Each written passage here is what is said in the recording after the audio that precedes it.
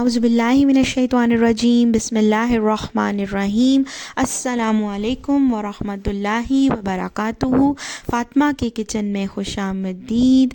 आज हमारे किचन में जो रेसिपी बनने जा रही है सर्दियों की सौगात है और इसका नाम है जी मछली का सालन। मछली हम बनाते हैं और अल्हम्दुलिल्लाह सर्दियों में तकरीबन अमूमी तकरीबन 70% घर में बनती है और हर अलग अलग फॉर्म में बनती है। कभी सालन, कभी पुलाव, कभी कटलेट्स, कभी फ्राई। ज़्यादातर चलती है हमारे एशिया में फ्राई। तो आज हम आपको मछली की फ़र्स्ट रेसिपी शेयर कर रहे हैं। इसका नाम है मछली का सालन। घर में बनता है बड़ा आसानी तरीके से और बहुत ही आसान रेसिपी है। ये मेरी अम्मी की रेसिपी और उनका फेवरेट तरीन सालन है। ठीक है, चैनल पे आप लोग न्यू हैं तो आप लोगों ने लाइक कर लेना है, आप लोग ने सब्सक्राइब कर लेना है और बेल आइकन को दबाना बिल्कुल भी नहीं भूलना। अगर वीडियो पसंद आए तो एक प्यारा सा कमेंट भी कर देना है। और मस्ट वाली बात है कि सब्सक्राइब तो मस्ट है। उसका रीज़न ये है कि हम लोग जब आप लोगों के लिए इतनी मेहनत कर रहे होते हैं, अच्छी अच्छी वीडियोस बना रहे होते हैं, कोशिश कर रहे होते हैं, तो आप लोग थोड़ी सी इतना सा काम कर सकते हैं हमारे लिए। और वो इतना सा काम ये है कि आप लोगों ने बस सब्सक्राइब करना है, बेल आइकन के ऊपर क्लिक करना है। और अगर वीडियो हमारी काविश, हमारा काम आपको अच्छा लगता है तो आपने प्यारा सा एक कमेंट दे देना है। अच्छा, ये जो सालन है ना मछली का, ये ऐसा सालन है कि आप लोग जब बनाएंगे तो इंशाल्लाह आपको पता चलेगा इसका जायका। और जिन लोगों को ये कंप्लेन होती है जी हम मछली का सालन या पुलाव वगैरह बनाते हैं तो हमारी मछली टूट जाती है, इंशाल्लाह मुझे अपने अल्लाह पे पूरा भरोसा है, जब आप लोग भी बनाएंगे इसी तरीके से तो आप लोगों की मछली बिल्कुल नहीं टूटेगी। आप लोगों ने पूरी वीडियो वॉच करनी है, आप लोगों ने कहीं पे भी स्किप नहीं करना है। ठीक है, मछली जब हम बना रहे हैं सालन यहाँ पे, तो मैं यहाँ पे जो मछली प्रेफर करती हूँ सालन बनाने के लिए वो मैं प्रेफर करती हूँ काला रोहू। तकरीबन पूरे पाकिस्तान में ही खाया जाता है और इजीली अवेलेबल है। मछली मैंने यहाँ पे ले ली थी तकरीबन 1.25 किलो। ठीक है, और उसको सफाई करने के बाद आप देख सकते हैं किस तरीके से वो थी और उसके कट करवा लिए थे पीसेस। यहाँ पे आए हमारे पास 1 अदद टमाटर, 2 चम्मच लहसुन के पेस्ट फ्रीज़ किए हुए थे। नींबू आए 2 अदद कट कर लिया था, 4 से 5 अदद हरी मिर्चें और 3 अदद दरमियाने साइज़ के प्याज। यहाँ पे आए हमारे पास आधा किलो दही जो मैंने बाउल में डाला हुआ था। और ये आया हमारे पास अजवाइन आधी चम्मच और 1 छोटी चम्मच हमारे पास आई है टीस्पून जिसे बोलते हैं हल्दी का। मसालों की बात करें तो मसालों में हमारे पास आया यहाँ पे ज़ीरा पाउडर 1 चम्मच, 1 टीस्पून हमारे पास आया सूखा धनिया का पाउडर, आधी टीस्पून आया हमारे पास दादर मिर्च कुटी हुई, 1 चम्मच टीस्पून आया ज़ीरा पाउडर, नमक हस्बे ज़रूरत और 1 चम्मच हमारे पास टीस्पून ही आया लाल मिर्च का पाउडर। लाल मिर्च का पाउडर यहाँ पे मैं कम यूज़ कर रही हूँ कि जो मेरे पास लाल मिर्चें अवेलेबल हैं ये ऑथेंटिक हैं और ये मतलब घर की पीसी हुई हैं, तो ये इतनी ज़बरदस्त हैं कि थोड़ी सी डलती हैं और बहुत अच्छा फ्लेवर भी आता है और कलर भी स्ट्रॉन्ग है। अच्छा, मछली यहाँ पर मैंने धो के रखी हुई थी और यहाँ पर मैंने उसको नमक नहीं लगाया था। मछली को जब भी आप यूज़ करें तो आप उसको नमक ना लगाएं, या आप बाहर से लगवाते हैं तो फ़ौरन वॉश कर लें। तो यहाँ मैंने मछली को वॉश किया हुआ था और यहाँ पे जो नींबू थे उनको अच्छे से स्क्वीज़ कर दिया था और उनको जो उनके छिलके थे उनके अंदर भी रस होता था उनको अच्छे से रगड़ दिया था ताकि मछली का अच्छा सा फ्लेवर जो है इन्हांस हो जाए और स्मेल वगैरह जो है वो बिल्कुल नहीं आएगी इंशाल्लाह, अगर इस तरीके से आप नींबू वगैरह इस्तेमाल करेंगे।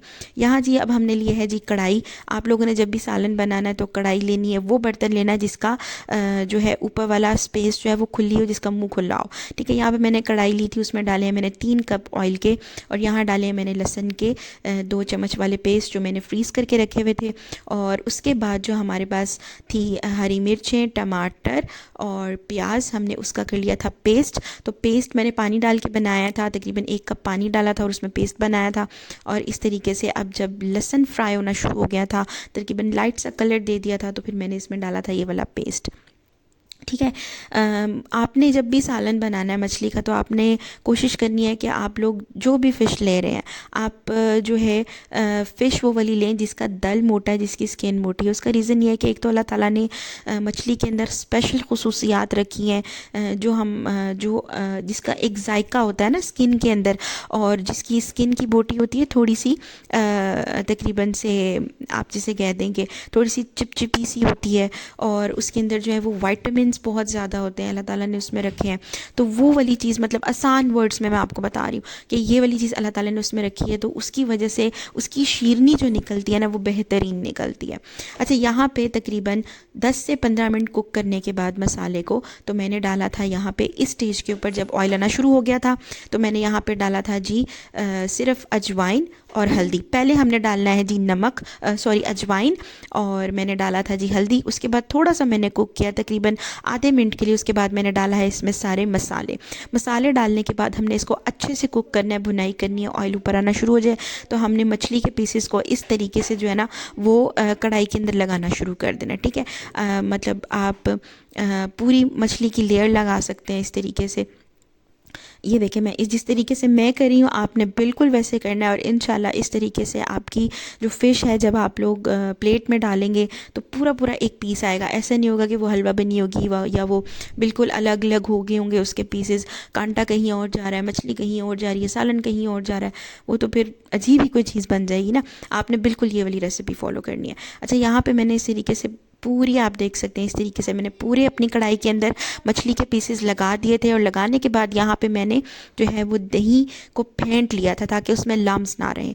दही फेंटने के बाद मैंने इसको ऊपर डाल दिया था, मैंने मिक्स नहीं किया आपके सामने, और मैंने लगा दिया था इसको ढक्कन तकरीबन 10 मिनट के लिए लो फ्लेम के ऊपर। फ्लेम बिल्कुल तेज़ नहीं करनी है आपने।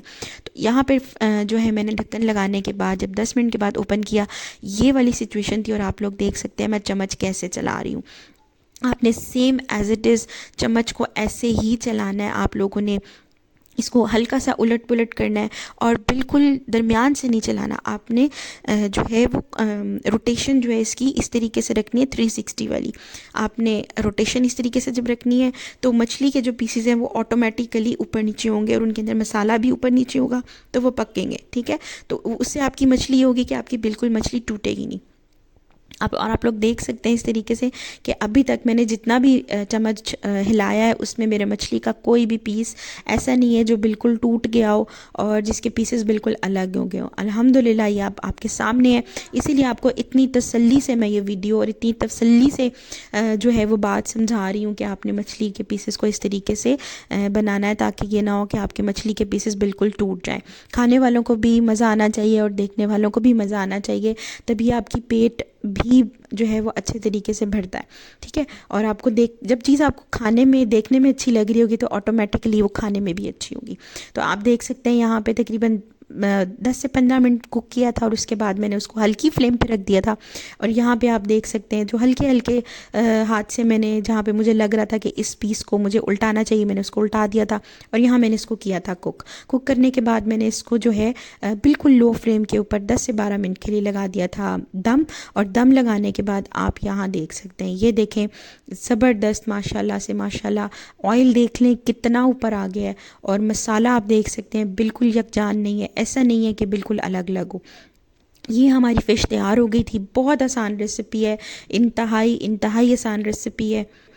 अच्छा, इतनी आसान ये वाली रेसिपी है कि आपने same as it is follow करनी है। अब यहाँ पे मैंने इसको डिश आउट किया था और थोड़ा सा धनिया डाला था और ज़बरदस्त बनी थी। आप लोगों ने भी सेम एज़ इट इज़ यही वाली जो तरकीब है इसको फॉलो करना है, ऐसे ही बनानी है, और फिर मुझे आप लोगों ने कमेंट सेक्शन में ज़रूर बताना है। वीडियो अगर लाइक अच्छी लगी हो आपको तो लाइक ज़रूर करना है, कमेंट सेक्शन में ज़रूर बताना है कि आपको ये रेसिपी कैसी लगी है, और बनानी ज़रूर है, अपने प्यारों को खिलानी है और खानी है, और दुआ में मुझे याद रखना है। फ़ी अमानिल्लाह, अल्लाह हाफ़िज़।